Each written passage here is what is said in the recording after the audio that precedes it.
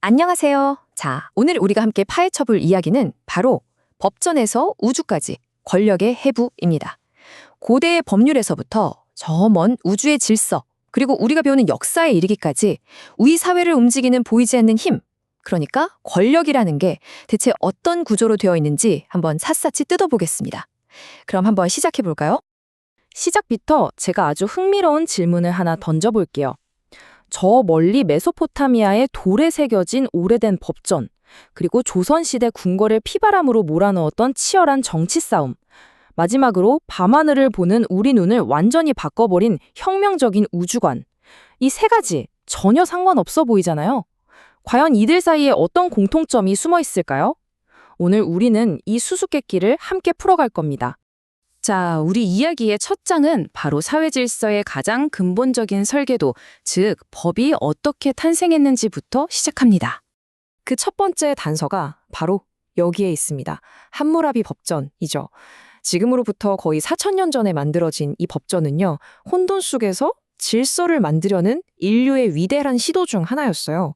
흔히 눈에는 눈, 이에는 이, 이걸로 유명하지만 사실 더 중요한 게 있습니다. 바로 사회의 모든 구성원에게 똑같이 적용되는 표준화된 시스템을 처음으로 만들었다는 점이에요. 이게 바로 권력이 작동하는 첫 번째 방식입니다. 규칙과 제도를 통해서 질서를 부여하는 거죠.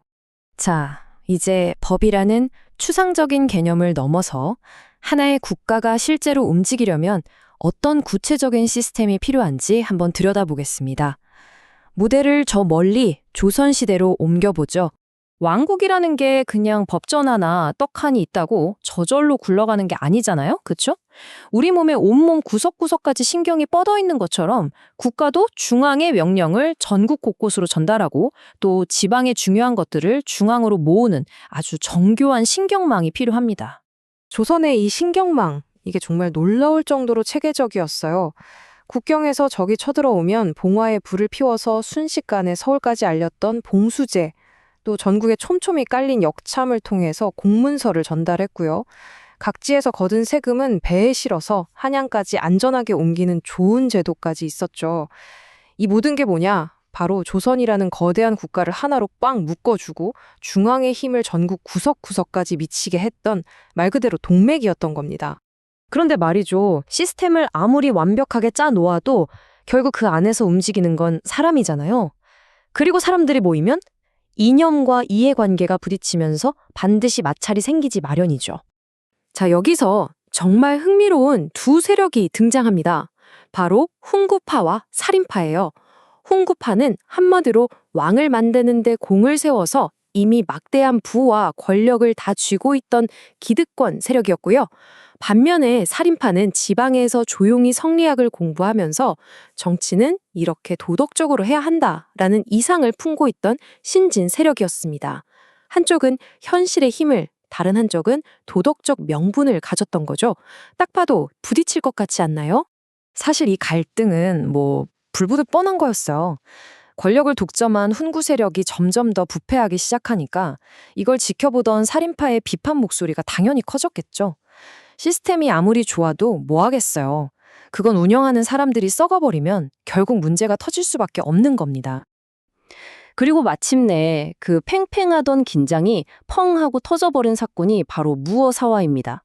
사림 출신의 젊은 사관 김일손이 자기 스승이 쓴 글을 왕의 공식 역사 기록에 슬쩍 포함시킨 게 발단이 됐어요. 여기서 진짜 중요한 건 역사를 기록하는 이 펜 하나가 칼보다 더 무서운 권력이 될 수 있다는 게 드러났다는 사실이에요. 글자 몇 개가 그야말로 피바람을 몰고 온 거죠. 자, 이제 땅 위의 정치 시스템에 넘어서 우리의 시야를 저 멀리 우주로 한번 넓혀보겠습니다.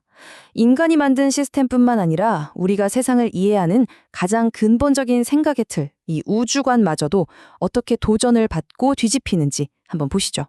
수천 년 동안 인류는 당연히 지구가 우주의 중심이고 해와 달과 별이 모두 우리 주위를 돈다고 믿었어요. 이게 바로 천동설이죠. 근데 이건 그냥 과학 이론이 아니었습니다.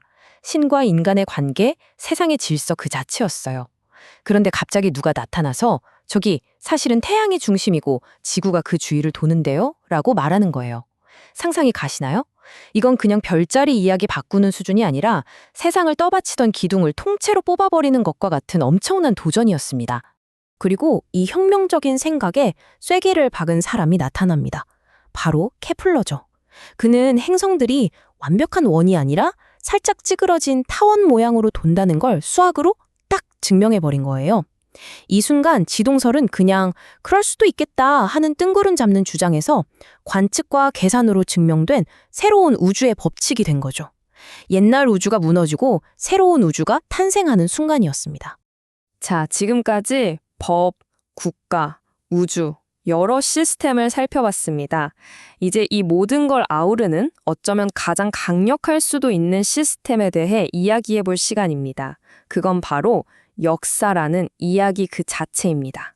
식민지 사관. 이건 그냥 과거에 있었던 일을 기록하는 게 아니에요. 이건 특정 목적, 그러니까 식민 지배를 정당화하려고 의도적으로 만들어낸 역사 이야기입니다. 힘을 가진 쪽이 과거를 자기들 입맛대로 편집해서 우리가 너희를 지배하는 건 당연한 거야 라고 말하는 아주 교묘하고 강력한 권력인 셈입니다. 그 대표적인 논리가 바로 타율성론이라는 건데요. 말이 좀 어렵죠. 쉽게 말해서 이런 거예요. 너희 한국 역사는 너희 스스로 만든 게 하나도 없어. 늘 중국이나 일본 같은 강대국에 휘둘리기만 했잖아. 바로 이겁니다. 이렇게 한 민족의 주체성을 완전히 깎아내려서 그러니까 우리가 이끌어주는 게 맞아 라는 논리를 세우려고 했던 거죠. 한 민족의 역사를 통째로 왜곡해서 그 정신을 무너뜨리려 한 겁니다. 함무라비 법전에서 시작해서 조선의 정치, 저 너머의 우주, 그리고 역사를 쓰는 문제까지 정말 긴 여정이었죠. 이 모든 걸 관통하는 건 결국 시스템과 권력이었습니다. 그리고 이 모든 이야기는 결국 하나의 질문으로 모아집니다.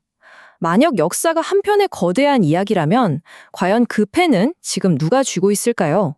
그리고 더 중요하게는 우리는 그 이야기를 어떻게 읽고 또 우리 자신의 이야기는 앞으로 어떻게 써내려가야 할까요? 이 질문을 여러분께 남겨드리면서 오늘 이야기는 여기서 마무리하겠습니다.